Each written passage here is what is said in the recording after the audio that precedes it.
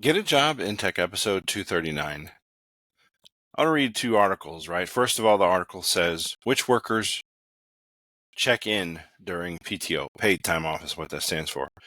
And here's the article. It reads, are workers taking enough time to fully unplug? About 58% of the workers still check in with work during time off.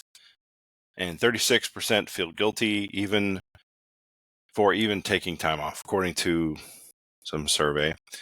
Basically, and it goes on to cite some results or cite some data essentially. It says 2/3 of U.S. employees say they work to live.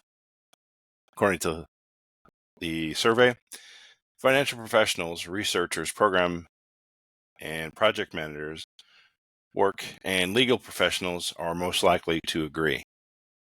And what it means is basically, so it talks about the talks about a couple of functions, or let's say type of jobs that are who work to live, right? So finance is 76%, research 75%, project and program management, administrative and legal. And it's just amazing, right? If you think about it, work to live. And I think what it is there is, in my view, right, is the market really hasn't really yet embraced the work to jobs. So let's say someone works a 9-to-5 job, or they work 9 to 5, right? And they work 8 hours a day, and they're thinking, okay, I want to get ahead in life. I want to just earn some extra money. And companies will look at that and say, oh, you already have a job. I'm not going to, do you want a different job? No, I want another job, right? That's what people will say to an employer. Like, I just want to work at another job. So they go for the interview, and the employer's like, well, we want you here. We want you to be here all the time, et cetera, or just on call, whatever, right? So, and you're like, okay, fine. So you take the job, or you don't take the job, and you can't commit to it. But I think if employers made it easier for people to work two jobs, you wouldn't have this problem. Work to live. What is that? Because you're not getting paid when you check. Let's say you check in on the weekend to your work and you're not getting paid. Well, you're working for free, essentially, in my view. And obviously, if you like your job, right, great. But there has to be some sort of, you have to draw a line somewhere when you're working for these companies in general. And companies like Google do a really good job, actually, because they feed you, right? You go in, let's say you live in the Bay Area and you work at Google, and you're not working from home, right?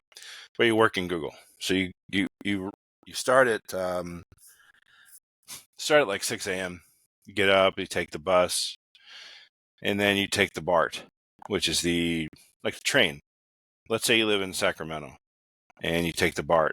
You take the train, or you take the bus, take the BART, and then you take the train into the city, and you are in near Google, basically, and the train drops you off. And then now you get on Google's bus. So you're on Google's bus, and you're at work. So by 8 or 9, you're at work. And then you work till, say, like 6 or 7 sometimes, because, you got projects or whatever you're working on. And then you go home and you recycle that every single day for 5 days a week.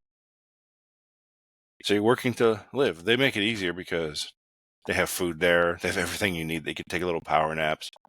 So technically you're not working all the time, quote unquote, but you're there. You're under their umbrella, basically, which is fine. And they definitely do compensate you very much so for that. And they have great benefits, actually, at Google. You also have the opportunity to, when you work at Google, you can go to different countries and work out of the Google office there, which is amazing. I don't think any company has that, or they don't have the capability to do that. Essentially, only I think Google, maybe Microsoft has the ability to do that as well, because they just have so many data centers and so many assets across the world that you can even do that. So it's a good thing. But definitely working to live, after a while, I can imagine it gets old after a while when you have the money or you have the freedom, right? Basically freedom. So that's the reason why everybody works. In case you didn't know that. Is to get freedom, free from your job. That's what it's about. So if some magical genie said, hey, tomorrow you have the amount you need, and would you take it, or would you continue to work at some company? Most people would say, oh, I'll take the money. Yep. I'll take it. Yep. So it's a freedom. You're paying for your freedom, essentially. You're in a sense, if you will, your work freedom, because you don't have to work anymore.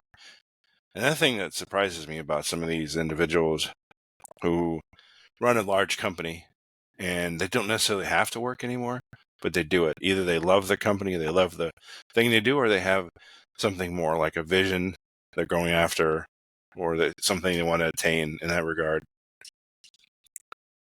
Because I imagine when you get to the wealth level, let's say, you get to, say, $1 billion, right? You're worth $1 billion on paper. Now, maybe a lot of that's tied up in stocks, real estate, etc. But if you don't have $1 billion, obviously, in a bank, because not in one bank anyway, if you're smart, you'd probably have it in real estate, you'd have it in some sort of crypto, maybe Bitcoin, some of that. You'd have it in some funds, like mutual funds. You'd have it, of course, in stocks, your company stock, let's say. But what does that look like for a life? What must it feel like to even have that kind of wealth, where you wake up every day and you really don't have to do anything? You just think about the stress it doesn't put on you to have that ability to do that. You wake up and maybe you can hire a private chef. You don't have to have one that cooks your food for you. Or you better yet, you can cook whatever food you want. You go downstairs, you go upstairs, go across the hall, you go to the 4th floor, 3rd floor, whatever floor you live on, let's say in your house. Maybe you have a 4-story mansion, whatever. Anyway, you go there, maybe you have family, you have relatives, kids, etc. So you wake up and you cook yourself a nice meal, and you don't have to do anything. So what do? You enjoy everything. Maybe that gets old after a while, but I think all of us can agree we would love to experience that for once in our life. And the ability to fly on a private jet, what would that look like? I don't know. It'd be kind of fun to fly on a private jet just once to see what does it feel like, And yeah, probably be a humbling experience, I assume, where you, not like probably the movies portrays it. The movies where they portray someone who's wealthy to an a-hole or whatever. I don't think it works that way. I think it works the opposite. I think someone who's wealthy, they are extremely humbling. Maybe they're even grateful, and I think they're courteous. Most of them, probably all of them. To be honest with you, they're courteous, and they understand the position they're in. And because why would they ever get mad or raise their voice or something? They've won in life. They're good. Now their role is just to maintain their life, maintain the peacefulness, maintain something nice, and the experiences, right? Because when you're not wealthy, you don't know if you know people are genuine or not. You know it because they have nothing to gain. But if you're wealthy, then are people genuine? Do they even know you're wealthy? If they don't know you're wealthy, maybe that's even better because now they know who's genuine, who's not. But ideally, if you fly on a private jet, you go to NetJets or something like that, people are going to know you have some source of income, or maybe you show up at a Cowboys game in the owner's box or something like that, people are going to know you have wealth. Definitely. Because owner's box, I think, I don't know, 25,000, 30,000, something like that. I'm not even sure what the cost is, but it's, and who's going to pay 25 grand to go to a football game? No one, unless you're worth like 100 times or 1,000 times that or whatever it is.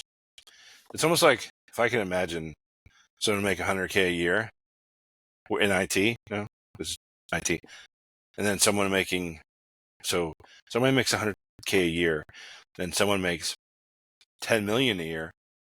That is drastically different. All you have to do is move the zeros over a little bit, and now whatever the food cost. So the good thing is the food. All these things are so low cost to you. If you make 10 million a year, it's nothing. It's very small amount of money when you make that kind of money, or you're worth it. Let's say. So, peace of mind. Your daily activities doesn't really. I don't know. You're free from your job, basically. And then the other article was what was it? The other article was when RTO, return to office, isn't actually mandatory. And it talks about 4 years. They had the stuff that happened 4 years ago with the pandemic and all that. It says about 80% of companies have return to work return to office policies, and 17% actually have some sort of mandatory come back in the office type of thing. And I think it's because the real estate. So some of these companies have these large buildings, real estate buildings, so they can't get out of it. And they're like, hey, you guys got to come back to work in the office because we bought this big building we're renting out this big building. Our lease is up a lease is not up yet. So you have to come back so we can, otherwise we lose all this money, because we paid all this money for this lease. So that's what happens. There's a company called CBRE. They are a real estate company? Yeah, I think they're a real estate company. And they rent out buildings. So if you ever see, like I would probably, if you're looking for a job in tech, right? Or just a job in general, and your company out there doesn't have, you're in a city and you look at the buildings, right? If you see a lot of vacant buildings that used to house like offices, most likely the jobs are leaving in that area, perhaps, for whatever reason. We don't know. Or the lease could be up, or they could have remote work from home jobs. A lot of stuff you could read into it, basically, when it comes to that. And return to office, basically. I think what you're going to see, like I said, in the future, is you're going to see companies are going to start to. It's going to be a big thing where you can work 2 jobs. It's not going to be it's not going to be something that's, they're working 2 jobs. Why? Oh my gosh. It's going to be like a normal thing, working 2 jobs. Because what I think is going to happen in the future, maybe 2, 3, whatever, a year from now, let's say, they're probably going to start to say, hey, listen, you want to create wealth? Fine. Have a second job. And it could be even like a LinkedIn or Indeed could start this trend where you have a second job. And it's a big thing to have a second job. Well, you work your first job 8 hours a day, and then your other 8 hours, you work your second job. And then you could just constantly just start accumulating wealth. And the other thing I think is going to happen as well is some of these people that get out of college, they're going to start saying, hey, why am I just renting a house just for myself? So they're going to start asking their buddies or just in general, people that get out of high school, they're going to ask their buddies, hey, let's get a house together. And since we all work from home or we work in the same area, let's just get a house together and rent it out and, work there 3-4 years at its company. And then we can accumulate wealth, and then we're going to buy our home. And I think it's another thing what's going to happen as well. You're going to have that.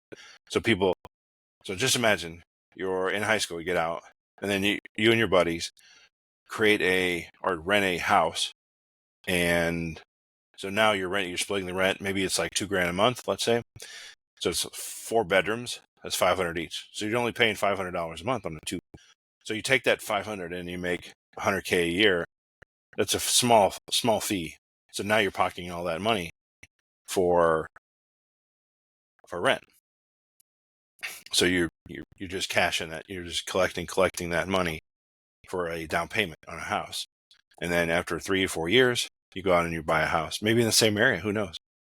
Or maybe even you buy a home, and you do the same thing. You rent it out to 4 individuals who pay your rent essentially, because maybe your rent's only $1,200 and you're selling it. You're renting it out for $2,000. So that's another thing I think it's going to see in the future.